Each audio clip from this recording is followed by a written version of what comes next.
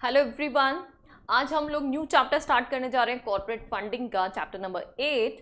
और इस चैप्टर में हम दो टर्म्स सीखेंगे, that is letter of credit and bank guarantee. तो ये चैप्टर बेसिकली इन दो टर्म्स के आगे पीछे घूमने वाला है। सिंपली छोटा सा चैप्टर है, ओनली 2 टर्म्स आर देयर और डेफिनेटली एक क्वेश्चन होने वाला है। आज हम एक बहुत ही इंपॉर्टेंट टर्म समझेंगे, that is letter of credit. देखो बॉस, अगर हमने स्ट्रेट अवे लैंग्वेज पढ़ ली ना तो आपके ऊपर से बाउंसर्स निकल जाएंगे।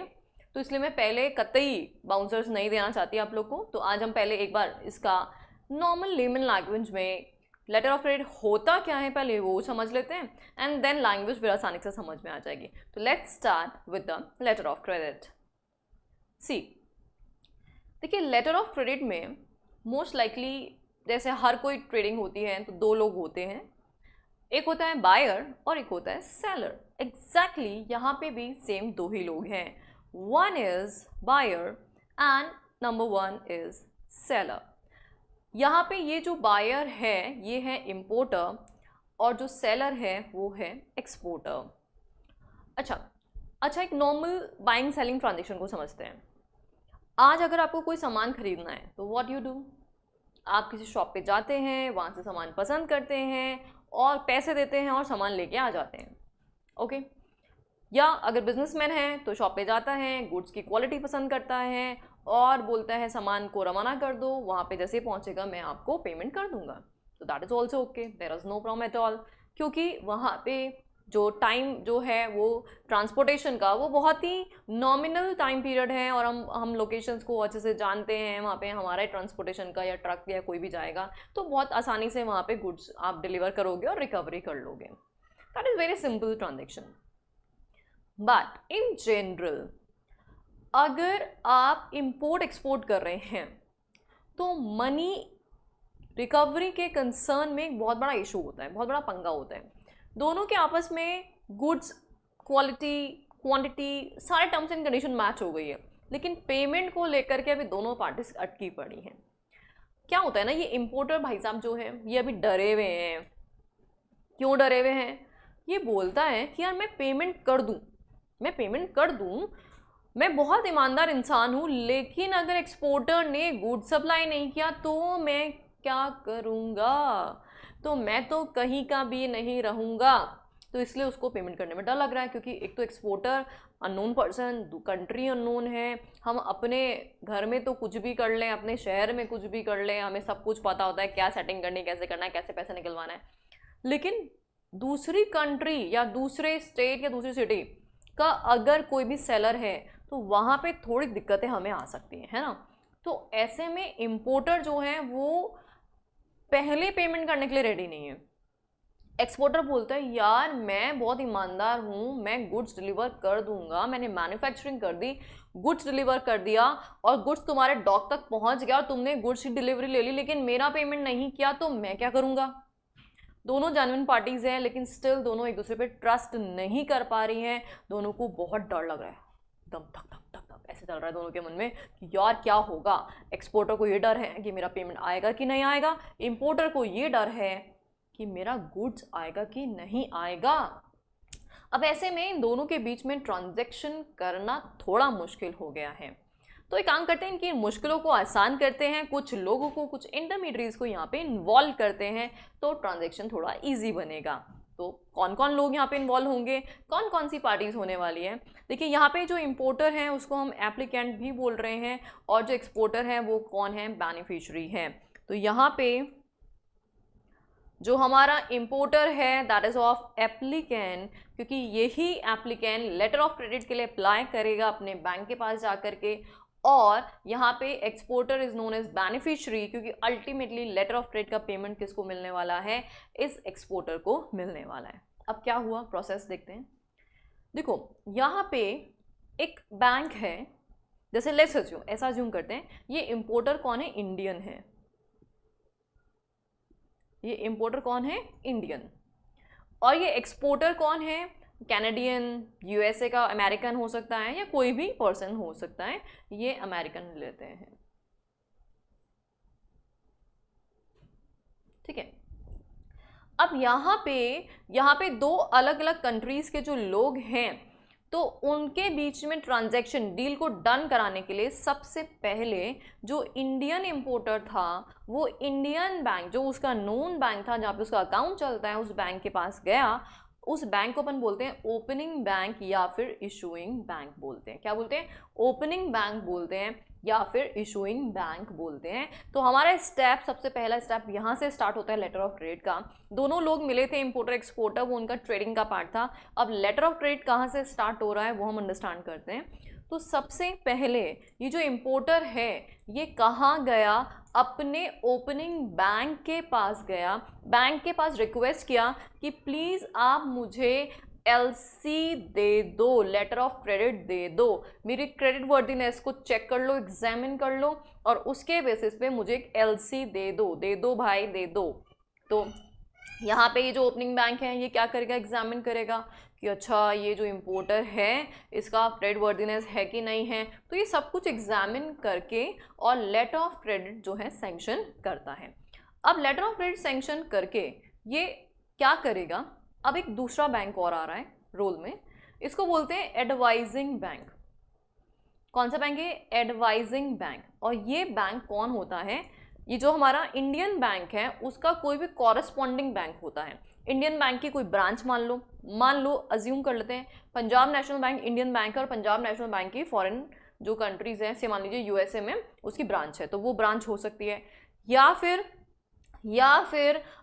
उससे मान लीजिए ऐसा हो सकता है कि जो इंडियन बैंक है उसकी कोई ब्रांच नहीं लेकिन उसका कोई कॉरस्पॉन्डिंग जिनसे वो आपस में ट्रांजैक्शन करते रहते हैं, कोई टाई उनका अग्रीमेंट होता है। तो ऐसा कोई भी बैंक जो फॉरेन कंट्री में सिचुएटेड है।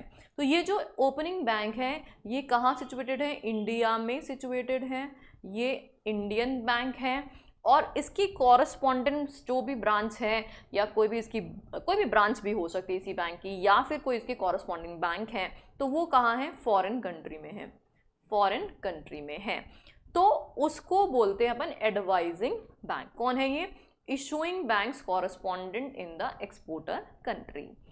ये जो एडवाइजिंग बैंक है, ये एडवाइजिंग बैंक क्या करता है? ये इशूइंग बैंक जो है, ओपनिंग बैंक जो है, इसको लेटर ऑफ क्रेडिट फॉरवर्ड करता है।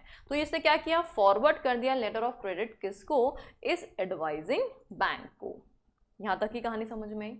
बहुत सिंपल सी बात है। मैं इंडिया में रहती हूँ, मैं आईसीआईसीआई बैंक को जानती हूँ, मैं पंजाब नेशनल बैंक को जानती हूँ, या मैं बैंक ऑफ इंडिया को जानती हूँ जहाँ पे मेरा अकाउंट है।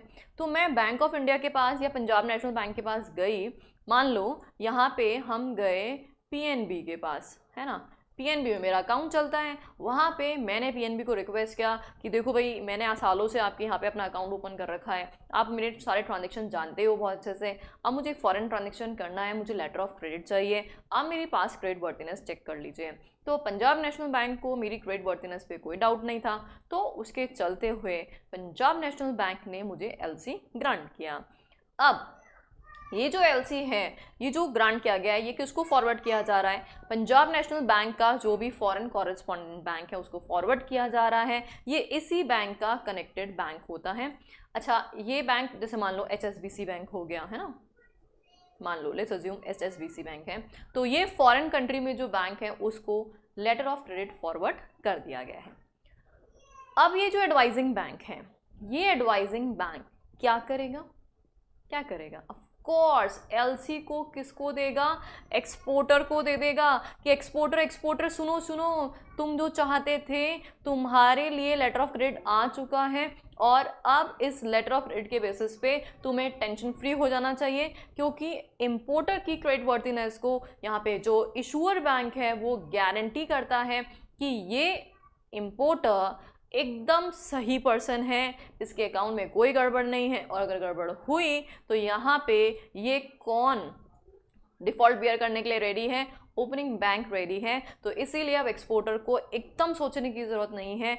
जैसे ही एक्सपोर्टर को एलसी मिलेगा, जैसे ही एक्सपोर्टर को एलसी मिलेगा वैसे ही एक्सपोर्टर क्या करेगा? गुड्स रवाना कर देगा। तो वो क्या कर देगा? शिपमेंट कर देगा, गुड्स शिपमेंट कर देगा। तो यहाँ पे एक्सपोर्टर ने अपने पार्ट का काम कर दिया है। अब जैसे गुड्स को शिपमेंट करेगा, जैसे शिप के थ्रू उसने भेजा, डॉक पे भेजा, तो उसको क्या मिलेगा, बिल ऑफ लीडिंग मिलेगा, है ना। अदरवाइज जो भी डॉक्यूमेंट्स हैं वो सब के सब डॉक्यूमेंट्स उसको मिल चुके हैं। ये प्रूफ है, ये एविडेंस है कि जो एक्सपोर्टर है उसने अपना गुड्स रवाना कर दिया है। अब इन डॉक्यूमेंट्स में क्या लिखा होता है, क्वांटिटी लिखी होती है, क्वालिटी लिखी होती है, किसको रवाना करना है, पूरी प्रॉपर डिटेल्स इन डॉक्यूमेंट्स में लिखी हुई होती है। यहाँ तक ये कहानी क्लियर। अब ये एक्सपोर्टर है ना, एक्सपोर्टर ये क्या करेगा, इस डॉक्यूमेंट को जमा कराएगा। अब एक नया बैंक अवतार ले रहा है यहाँ पे, वन मोर बैंक इज दिया। ये बैंक किसका बैंक है, एक्सपोर्टर का बैंक है, अभी नेगोशिएटिंग बैंक है जो फाइनली पेमेंट करने वाला है। तो यहाँ पे जैसे ही डॉक्यूमेंट्स रिसीव करेगा एक्सपोर्टर, वो नेगोशिएटिंग बैंक या नॉमिनेटिंग बैंक को वो डॉक्यूमेंट सबमिट करेगा। तो यहाँ पे क्या हो गया, डॉक्यूमेंट्स जमा कराएगा। कौन से डॉक्यूमेंट्स, वही बिल ऑफ लीडिंग वगैरह जो भी मिले थे, बिल ऑफ लीडिंग वगैरह जो भी कुछ उसने रिसीव किया था गुड्स एक्सपोर्ट करने के वक्त, उसको जो भी डॉक्यूमेंट्स मिले थे वो सारे के सारे डॉक्यूमेंट्स किसको सबमिट करेगा, नेगोशिएटिंग बैंक को सबमिट करेगा। फाइन, ये नेगोशिएटिंग बैंक क्या करेगा, पेमेंट करेगा। लेकिन अभी रुको, ऐसे थोड़ा पेमेंट कर देगा, पहले चेक करेगा कि एक्सपोर्टर कोई चालाकी तो नहीं कर रहा, गुड्स जो बोले थे वही भेजे कि नहीं भेजे, जिसको भेजने के लिए बोला था उसी का बिल लगाया कि नहीं लगाया, पता चला किसी और का पुराना कोई बिल लगा दिया और पैसे ले ले, है ना, ऐसा नहीं होना चाहिए। तो यहाँ पे एकदम प्रॉपर डिटेल्स मैच होनी चाहिए। तो जो नेगोशिएटिंग बैंक जो है उसको क्या किया जा रहा है, डॉक्यूमेंट सबमिट किए जा रहे हैं। अब वो क्या करेगा, इन डॉक्यूमेंट्स को आगे फॉरवर्ड करेगा। ये जो नेगोशिएटिंग बैंक है इन डॉक्यूमेंट्स को किसके पास भेजेगा, ओपनिंग बैंक के पास फॉरवर्ड करेगा। और ओपनिंग बैंक को बोलेगा कि भैया डॉक्यूमेंट्स आ गए हैं, गुड्स एक्सपोर्ट हो गए हैं, पैसा दे दो दे दो, पैसा दे दो दे दो। तो यहाँ पे ये जो ओपनिंग बैंक है वो क्या करेगा, इन डॉक्यूमेंट्स को किसको फॉरवर्ड कर देगा, ये हमारे इंपोर्टर भाई साहब को फॉरवर्ड कर देगा। चैनल इज़ वेरी सिंपल, जहाँ से शुरू करोगे उल्टे वहीं घूम के आओगे। इंपोर्टर से कहानी स्टार्ट हुई थी, वापस से इंपोर्टर पे पहुँच गई है। देखिए मैंने आप लोगों की कन्वीनियंट के लिए जो कलर कॉम्बिनेशन भी थोड़े ठीक कर दिए हैं, आप देख सकते हैं। जहाँ जहाँ एलसी है उसके लिए red arrows I have use, तो आप लोगों के लिए अंडरस्टैंडिंग बहुत ईजी हो जाए। जहाँ जहाँ डॉक्यूमेंटेशन की बात है वहाँ पे green arrows I have use, ताकि आप लोग बहुत अच्छे से समझ लो। तो ये ग्रीन एरोज इसलिए यूज़ किए, जो आया है वही फॉरवर्ड हो रहा है, जो आ रहा है वही फॉरवर्ड हो रहा है। यहाँ पे एलसी आया था, एलसी की रिक्वेस्ट, तो वही फॉरवर्ड हो रही है, वही फॉरवर्ड हो रही है। यहाँ पे डॉक्यूमेंट्स रिसीव हुए थे एक्सपोर्टर से, वही डॉक्यूमेंट किसको गए, ओपनिंग बैंक को गए, और ओपनिंग बैंक ने वही डॉक्यूमेंट किसको भेज दिए, हाँ किसको भेज दिए, अरे हाँ इंपोर्टर को भेज दिए। अब इंपोर्टर चेक कर रहे हैं, हाँ यही गुड्स मंगाए थे, यही क्वालिटी थी, यही मेरा नाम है, सब कुछ मैच्ड, सब कुछ मैच, बिना मैचिंग के कुछ भी पेमेंट नहीं होगा। सब कुछ मैच हो गया है, इंपोर्टर खुश हो गया, अरे वाह यार मेरा जो गुड्स है वो रवाना हो गया है, शिपमेंट हो चुका है। तो शिपमेंट हो चुका है तो अब तो कोई टेंशन वाली बात ही नहीं है, गुड्स रास्ते में चल रहे हैं ऑलरेडी। तो यहाँ पे जो इंपोर्टर है उसको बोलते हैं कोई दिक्कत नहीं है, जब मेरा गुड्स रवाना हो चुका है अब मैं पेमेंट कर सकता हूँ, now I can make the payment. तो ये जो इंपोर्टर है अब पेमेंट करेगा, किसको पेमेंट करेगा, ऑफ कोर्स ओपनिंग बैंक को पेमेंट करेगा। भाई लेटर ऑफ क्रेडिट तो इसी ने दिया था तो इसी को पेमेंट करेगा। और ये जो ओपनिंग बैंक है ये पेमेंट किसको देगा, नेगोशिएटिंग बैंक को देगा। तो payment by opening bank for और बाय रियम्बर्सिंग बैंक। अभी रियम्बर्सिंग बैंक कहाँ से आ गया, अभी तक तो हम ओपनिंग बैंक कर रहे थे, अब यहाँ पे एक नया बैंक और आ गया है, रियम्बर्सिंग बैंक। देखिए यहाँ पे क्या हो सकता है, ज़रूरी नहीं है इंडियन बैंक ही पेमेंट करे, यहाँ पे इंडियन बैंक किसी और बैंक को इंस्ट्रक्ट कर सकता है कि आप हमारे बिहाफ पे पेमेंट कर दीजिए। बहुत सारे बैंक से बहुत सारे आपस में एक दूसरे के लेन देन चलते रहते हैं, ट्रांजैक्शंस चलते रहते हैं। तो माइट भी हो सकता है उस फॉरेन कंट्री में उनका कोई ब्रांच सिचुएटेड है, तो उनसे उनका कोई पेमेंट का लेना देना चल रहा था, तो खुद पेमेंट करने की बजाय डायरेक्टली उस रेस्पेक्टिव बैंक को ही बोला जा सकता है, इंस्ट्रक्ट किया जा सकता है कि आप पेमेंट कर दीजिए। तो यहाँ पे पेमेंट जो है वो ओपनिंग बैंक खुद भी कर सकता है या किसी और को इंस्ट्रक्ट करके पेमेंट भी करा सकता है। तो यहाँ पे देखें, may instruct to make payment to, यहाँ पे कौन सा बैंक है, रियम्बर्समेंट बैंक है। तो यहाँ पे या तो पेमेंट जो होगा वो ओपनिंग बैंक पेमेंट करेगा या फिर रियम्बर्समेंट बैंक, एक नया बैंक और यहाँ पे जो पार्टी हो सकता है उसके थ्रू भी पेमेंट कराया जा सकता है। फाइनली पेमेंट किसको मिल चुका है, इस नॉमिनेटिंग या नेगोशिएटिंग बैंक को पेमेंट रिसीव हो गया है। और अब ये नेगोशिएटिंग बैंक किसको पेमेंट कर देगा, ऑफ कोर्स हमारे बेनिफिशियरी एक्सपोर्टर भाई साहब को पेमेंट यहाँ पे मिल जाएगा। तो यहाँ पे जो पेमेंट है वो किसको किया जाएगा, payment will be given to the exporter. और इस तरह से यहाँ पे पूरा एंटायर पेमेंट किया जाता है।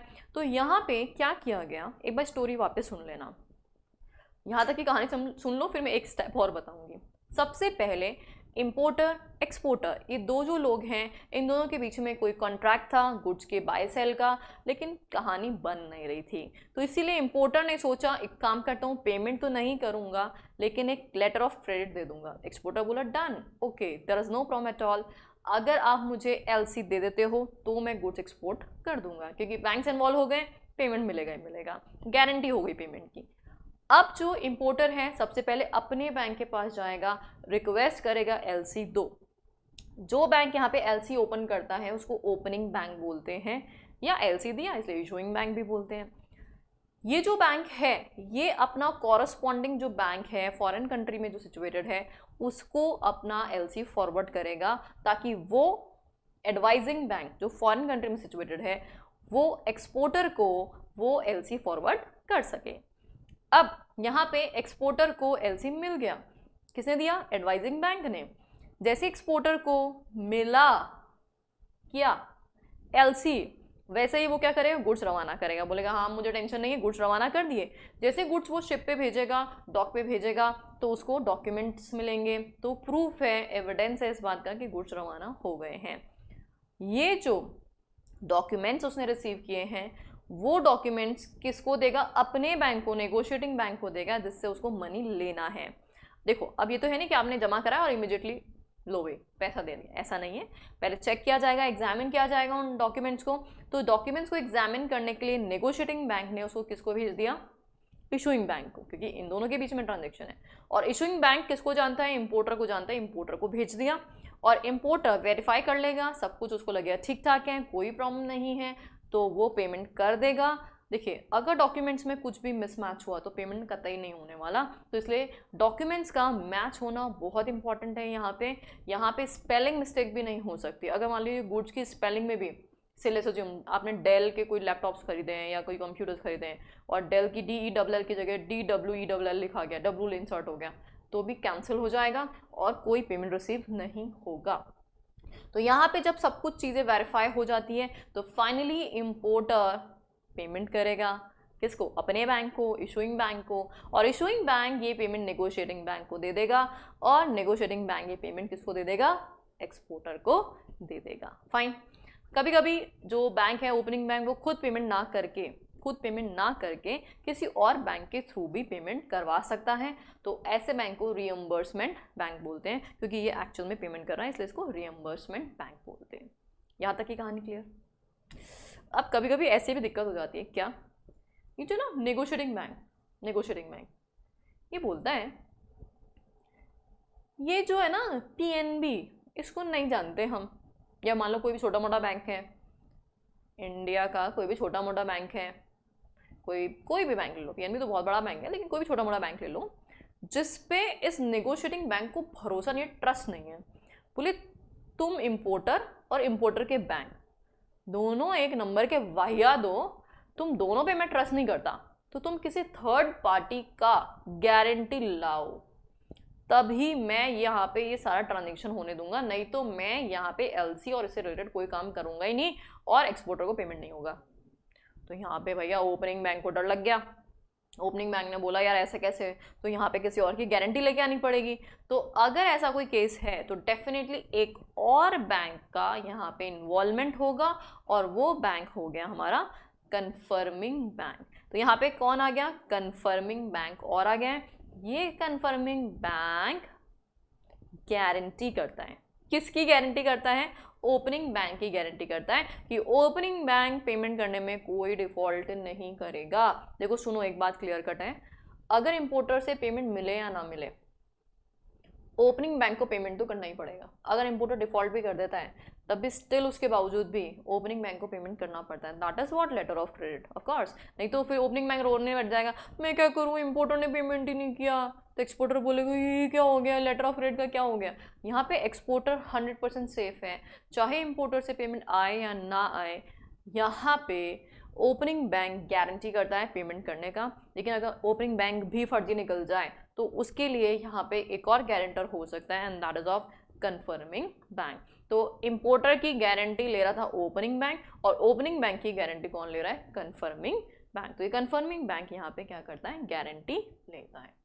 तो मोटा मोटा यहाँ पे टोटल 7 पार्टीज का इन्वॉल्वमेंट हो सकता है, ये मैक्सिमम है, क्योंकि ज़रूरी नहीं है रियम्बर्समेंट बैंक आए, ये कंपलसरी नहीं है ना। ये वाला पॉइंट हो भी सकता है, नहीं भी हो सकता।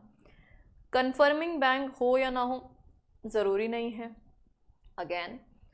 और यहाँ पे मोटा मोटा 5 पार्टीज तो जनरली होती है। इम्पोर्टर एक्सपोर्टर तो होगा ही होगा, उसका इंडियन ओपनिंग बैंक होगा ही होगा, और साथ ही में नेगोशिएटिंग बैंक तो होगा ही होगा। हाँ, एडवाइजिंग बैंक जो होगा वो ज़रूरी नहीं है कि वो अलग से कोई बैंक हो, वो हो सकता है ये दोनों एक बैंक भी हो सकते हैं, सेम बैंक भी हो सकता है, बट इन जनरल ये अलग ही होता है। तो कम से कम 5 पार्टीज तो होंगी ही होंगी, बाकी 7 parties depending on the circumstances होता है। आई गेस अब आप लोग को थोड़ा थोड़ा इसका प्रोसीजर समझ में आया होगा। अब हम इन पार्टीज के डिस्क्रिप्शन पढ़ेंगे। Now you will be able to understand कि ये पार्टीज की डेफिनेशन में बोला क्या गया है। देखिए आप लोगों को एकदम क्लियर हो जाएगा, जहाँ जहाँ पे रेड लाइन मैंने बनाई है वहाँ पे एलसी फॉरवर्ड हो रहा है, जहाँ जहाँ पे ग्रीन लाइन है वहाँ पे डॉक्यूमेंट फॉरवर्ड हो रहा है, और जहाँ जहाँ ब्लू लाइन बनाई गई है वहाँ पे पेमेंट किया जा रहा है। तो you will be very comfortable with this diagram, तो आपको बहुत अच्छे से पूरा एंटायरली समझ में आएगा। चलो अब आगे बढ़ते हैं हम लोग लेटर ऑफ क्रेडिट की डेफिनेशन पे। Let's see what definition is given. Letter of credit is a document from a bank that guarantees payment. तो यहाँ पे जो ओपनिंग बैंक था उसने गारंटी किया था ना कि हाँ कोई टेंशन मत लो, हम पेमेंट देंगे, हम बैठे हैं यहाँ पे आराम से, कोई टेंशन मत लेना। A letter of credit is issued by a bank at the request of its customer in favour of the beneficiary. तो लेटर ऑफ क्रेडिट अप्लाई किसने किया था, ऑफ कोर्स इंपोर्टर ने, कस्टमर ने, और मिलेगा किसको, बेनिफिशियरी को। इट इज एन अंडरटेकिंग या commitment by the bank informing the beneficiary that the documents under a letter of credit would be honored if the beneficiary submits all the required documents as per the terms and conditions of the letter of credit। ये line आप लोग mark कर लेना, ये इतनी important line है। क्या बोलता है, if the beneficiary submits all the required documents as per the terms and conditions of LC। इसका मतलब एक भी डॉक्यूमेंट मिसिंग हुआ, एक भी स्पेलिंग मिस्टेक हुई, कोई भी वर्ड इधर उधर किया आपने, तो आपको ये ओनर नहीं होगा। ये लेटर ऑफ क्रेडिट तभी ओनर होगा, जैसे ए बोला था, ए जो था इंपोर्टर, ये बी था एक्सपोर्टर। ए ने बोला 400 यूनिट्स है ना, 400 units at the rate of 10.1, जो भी डॉलर है, डॉलर या जो भी प्राइस है, रुपी या जिसमें भी येन वैन जिसमें भी डिसाइड किया गया था, और क्वालिटी प्रेस्क्रिप्शन प्रॉपर थे। तो जो इसमें लिखा हुआ था क्वालिटी होगी XYZ, तो सेम टू सेम यहाँ पे डू होना चाहिए। अगर जब वो डिस्पैच करेगा गुड्स को, शिपमेंट करेगा, तो शिपमेंट के डॉक्यूमेंट्स में भी सेम डिस्क्रिप्शन होना चाहिए। अगर उसके डिस्क्रिप्शन में थोड़ा सा भी वेरिएशन हुआ, क्वालिटी XYZ की जगह SXZY हो गई, कुछ भी नेम में कुछ गलती हो गई, ए की जगह हमने ए लिख दिया, या मिस्टर ए शर्मा था ए वर्मा लिख दिया, या कुछ भी वेरिएशन हो गया, तो याद रखना ये नेगोशिएटिंग इंस्ट्रूमेंट क्या नहीं होने वाला, ओनर नहीं होने वाला है। ये नेगोशिएबल इंस्ट्रूमेंट मैंने बोल दिया क्योंकि इसके एक टाइप में आता है। तो वैसे ये इंस्ट्रूमेंट जो है, नॉर्मल बोलते हैं हम, ये जो इंस्ट्रूमेंट है वो ओनर नहीं होगा। आई गेस यहाँ तक आप लोग को समझ में आ गया होगा। This is what letter of credit. Now see what are the parties, who are the parties involved in this letter of credit. अभी हमने सारी पार्टीज ऑलरेडी चार्ट में देख लिए, अब एक बार लैंग्वेज गो थ्रू कर लेते हैं, तो अब आपको समझ में आ जाएगा लैंग्वेज में क्या लिखा हुआ है। पहले पढ़ लेती ना मैं तो बाउंसर हो जाता सारा। Now let's see who is the applicant. अब आप लोग बताना, डेफिनेशन बाद में पढ़ेंगे। हु इज द एप्लीकेंट, हाँ, इम्पोर्टर इज द एप्लीकेंट, तो वो क्या करता है, एलसी के लिए अप्लाई करता है, अल्टीमेट पेमेंट वही करेगा। देखें, द बायर या importer of goods, this person has to make payment of letter of credit to the issuing bank if the documents are in accordance with the terms and conditions of LC. यहाँ पे भी देखो वापस, if documents are in accordance, तो इस बात पे कितना फोकस है ना यहाँ पे, डॉक्यूमेंट्स इन अकॉर्डेंस होने चाहिए। डॉक्यूमेंट्स में गड़बड़, no payment at all, no payment at all. Okay, then number 2 party, issuing bank. कौन है इशूइंग बैंक? हाँ, इस एप्लीकेंट का बैंक जो क्या करेगा, लेटर ऑफ क्रेडिट इशू करेगा, उसके गुडविल क्रेडिट वर्थिनेस को चेक करके। importers or buyers bank who lends its name or credit this issuing bank, it is liable to payment of LC in case the documents are received by it from the nominating या negotiating bank। negotiating bank ने forward किया था, याद करो step, negotiating bank last में किसने forward किया था, उसको इशूइंग बैंक को। तो इशूइंग बैंक जैसे ही डॉक्यूमेंट्स रिसीव करेगा तो वैसे ही पेमेंट करेगा। And the documents are in terms of LC, the bank gets 5 days to check the document. तो अप्रॉक्सीमेटली 5 दिन का टाइम मिलता है, तो 5 days में आपको एग्जामिन करना पड़ेगा कि जो भी टर्म्स एंड कंडीशंस है वो प्रॉपर है कि नहीं है। Next is advising bank. ये कौन है? कॉरस्पॉन्डेंट बैंक है इशूइंग बैंक का। तो इशूइंग बैंक ब्रांच और correspondent in exporter country to whom letter of credit is sent for onward transmission to the seller or beneficiary after authentication of genuineness of the credit. Where it is unable to verify the authenticity, it can seek instructions from the opening bank or can advise the LC to the beneficiary without any liability on its part.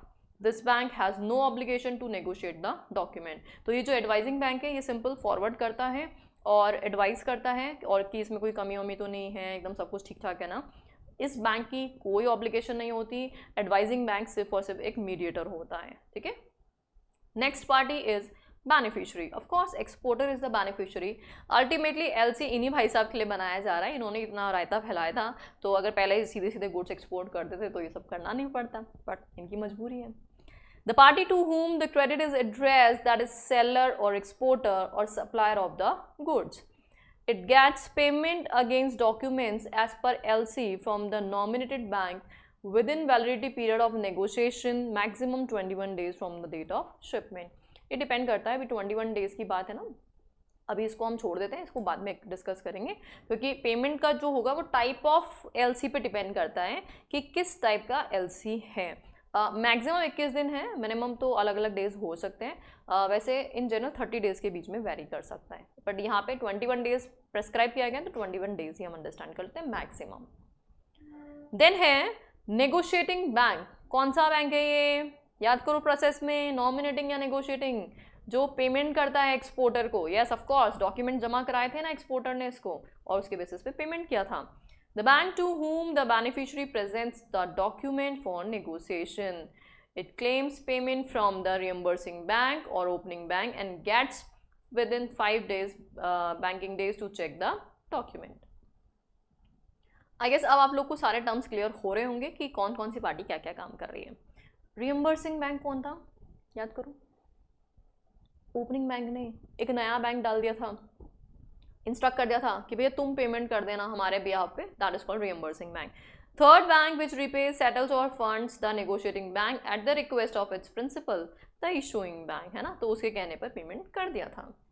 And next is confirming bank. ये कौन है? Guarantor. Opening bank की guarantee दे रहा है, that is called confirming bank.